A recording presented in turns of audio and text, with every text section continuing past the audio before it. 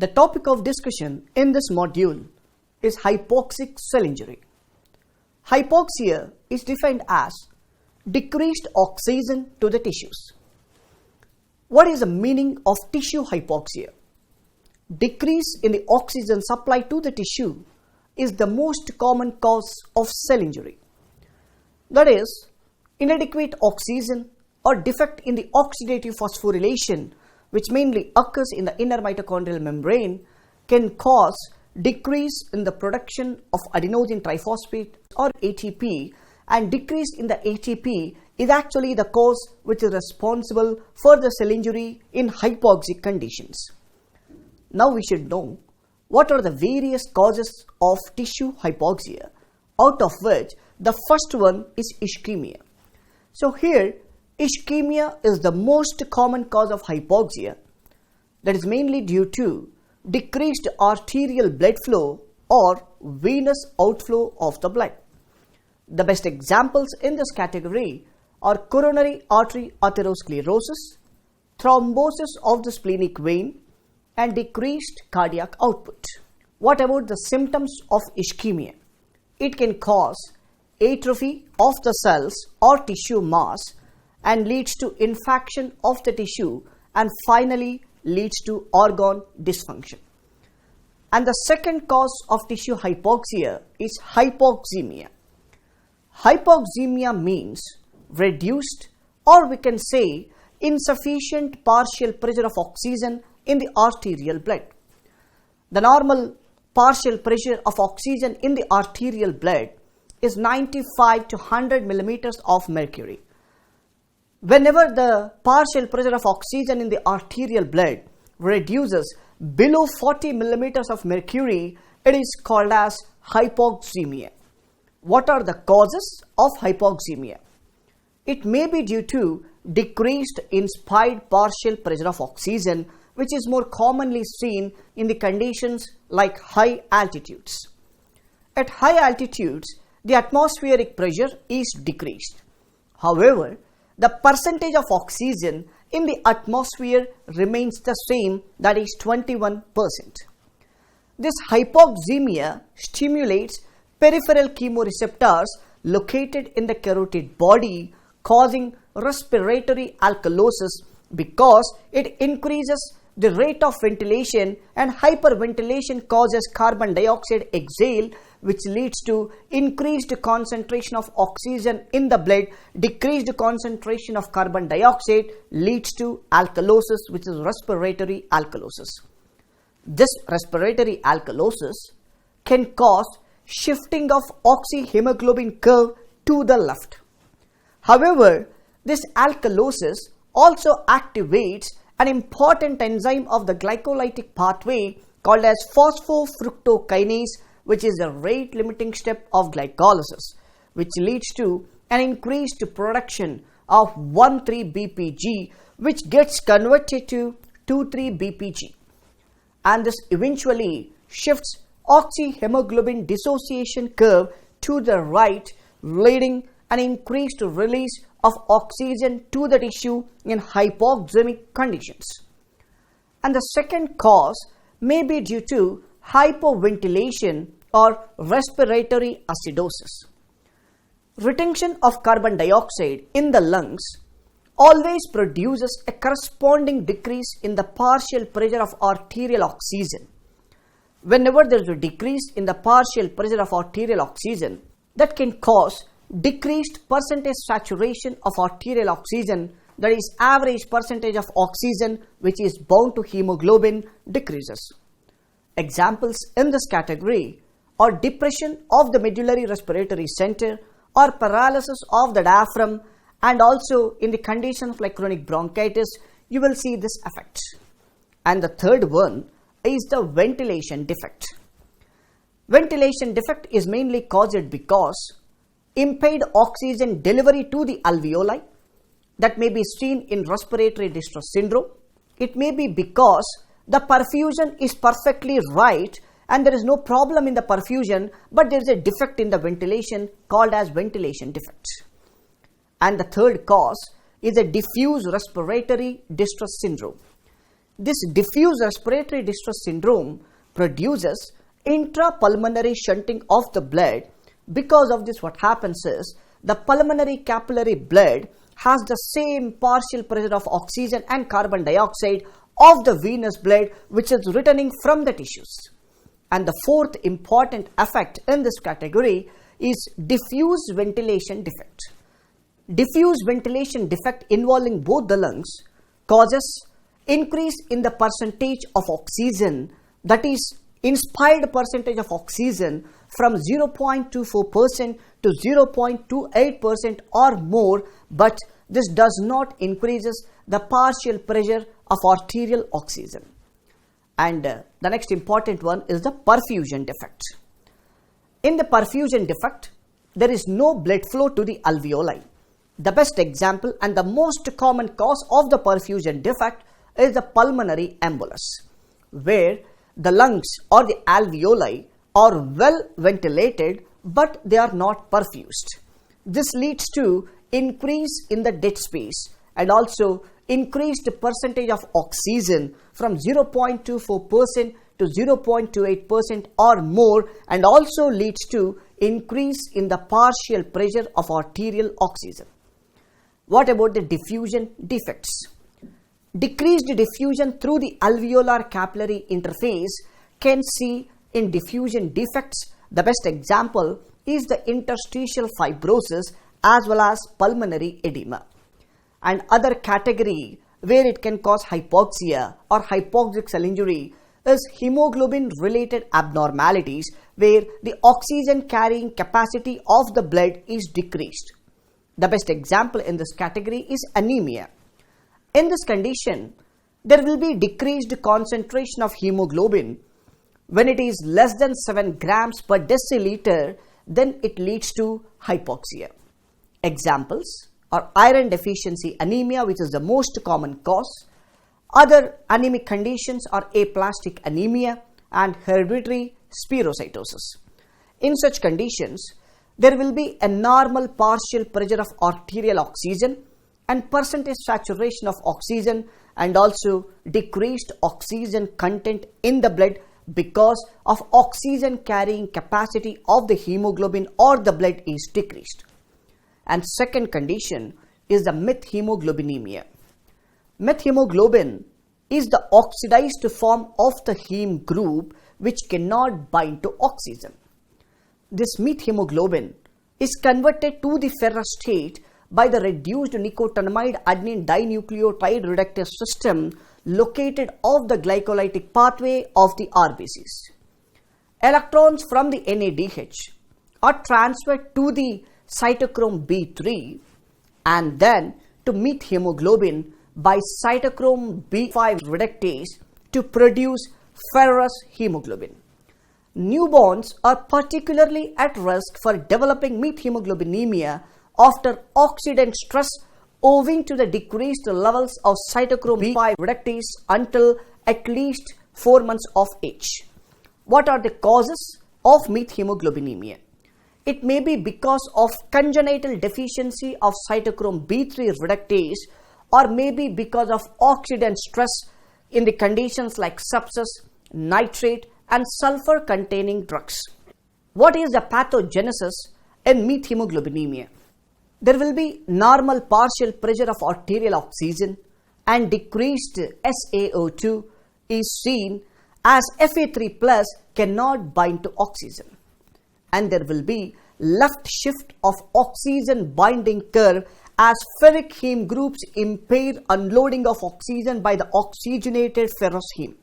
This is what is the pathophysiology of methemoglobinemia.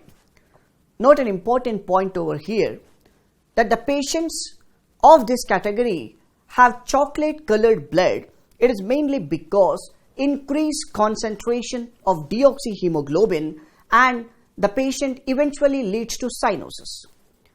Clinically evident cyanosis occurs at methemoglobin levels which are greater than 1.5 grams per deciliter.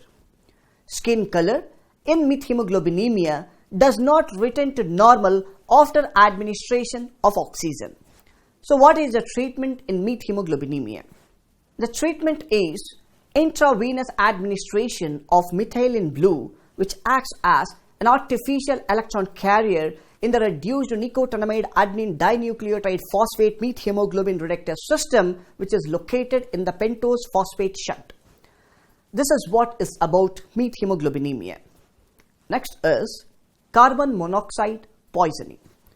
The carbon monoxide poisoning produced by incomplete combustion of carbon containing compounds. The causes are automobile exhaust, smoke inhalation, and wood stoves. What is a pathogenesis? Carbon monoxide inhibits cytochrome oxidase in the electron transport chain. This cytochrome oxidase causes the left shift of oxygen binding curve, and it can cause decrease in SaO2 but does not affect partial pressure of arterial oxygen. What are the clinical findings in this? Cherry red discoloration of the skin and the blood. Headache is the first and initial symptom, and patients eventually develop dyspnea, dizziness, and in later stages, or we can say in the severe cases, it may lead to coma, seizures, and finally death. What is the treatment? Oxygen via non-breather mask or endotracheal tube is the only treatment choice which is available. Now let us discuss about what are the various factors causing left shift of oxygen binding curve. The first one is decreased 2,3-bisphosphoglycerate, which is an intermediate of glycolysis via conversion of 1,3-BPG to 2,3-BPG. And the second one is a carbon monoxide, and conditions like alkalosis, methemoglobinemia, fetal hemoglobin, hypothermia, all these causes left shift of oxyhemoglobin dissociation curve. All these increases hemoglobin affinity for oxygen with reduction in the release of oxygen to the tissues. Example, at the tissue level of the capillaries, the partial pressure of oxygen is greatly decreases, and that leads to shift of oxyhemoglobin dissociation curve to the right because majority of the oxygen is unloaded to the tissues.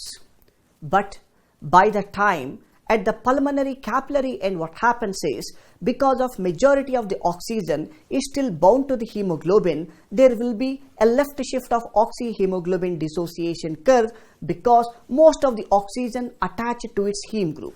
That's the reason one can see left shift of oxyhemoglobin dissociation curve exactly at the pulmonary capillaries but not at the capillaries of the tissue level. And now let us talk about what are the mitochondrial causes of ATP depletion. One may be because of inhibition of the enzymes which are related to oxidative phosphorylation and electron transport chain. In such conditions, synthesis of ATP is decreased. Not only that, the compounds like carbon monoxide and cyanide inhibit cytochrome oxidase in the electron transport chain, and the cyanide poisoning, which may result from the drugs and combustion of polyurethane products in housefires, and also produces an initial CNS and CV stimulation followed by the CNS depression and eventually lead to death. Next is uncoupling of oxidative phosphorylation. Uncoupling proteins carry protons in the inner mitochondrial membrane via intermembranous space into the mitochondrial matrix without damaging the membrane. Bypass of the ATP synthase causes decreased synthesis of ATP. The best example is thermogenin. Heat normally used to synthesize ATP, which raises the core body temperature. There is a danger of developing hyperthermia, which is dinitrophenol. And thermogenin is useful in stabilizing body temperature in newborns. What are the tissues which are susceptible to hypoxia? Which are the watershed areas between the terminal branches of the major arterial blood supply. The areas between the distribution of the anterior and middle cerebral arteries are more susceptible towards hypoxic conditions, and the area between the distribution of the superior and inferior mesenteric arteries. these two are the most vulnerable areas, or we can say the tissues which are susceptible towards hypoxic injury. And next is about subendocardial tissue. Coronary vessels penetrate the epicardial surface, and the subendocardial tissue receives the least amount of oxygen. That is the reason subendocardial tissue is more susceptible towards hypoxia. And other important anatomical area is the renal cortex and the medulla. In the cortex, the straight portion of the proximal tubule is most susceptible to hypoxia. But in the medulla, the sodium, potassium and 2Cl- co-transporter channel in the kidney, which is located in the thick ascending segment of the loop of Henle, is most susceptible towards hypoxia. And out of all these, the most important structure is the neurons of the central nervous system. Examples in this category are the Purkinje cells in the cerebellum and the neurons in the layers of 3, 5, 6 of the cerebral cortex are more susceptible towards hypoxia. And other cells like hepatocytes, which are located around the central vein, are also more susceptible towards hypoxia. And next is hypoxic cell injury consequences. As we know that in hypoxic cell injury, there will be decreased synthesis of ATP. Decreased synthesis of ATP immediately stimulates anaerobic glycolysis, which is used for the ATP synthesis, and it is accompanied by several changes. Activation of phosphofructokinase is caused by decreased levels of citrate and increased concentration of ADP in the cytosol. Decrease in the intracellular pH caused by the excess lactate also accumulates in the blood, producing lactic acidosis. And also in the hypoxia, there will be structural and enzymatic protein denaturation.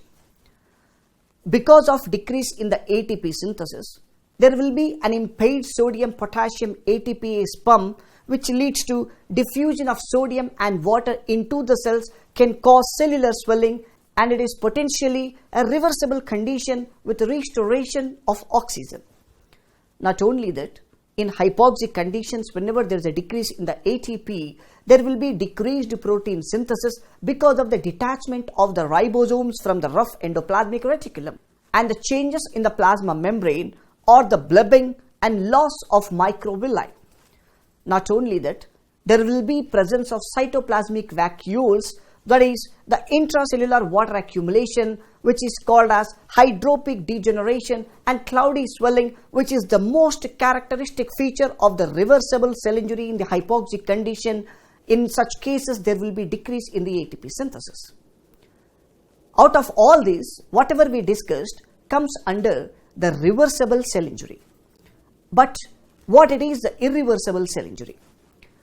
If the injurious agent is present for the prolonged duration, if the ATP synthesis cannot be retained or restored to the normal levels, finally what happens is there will be an impaired calcium ATPase pump.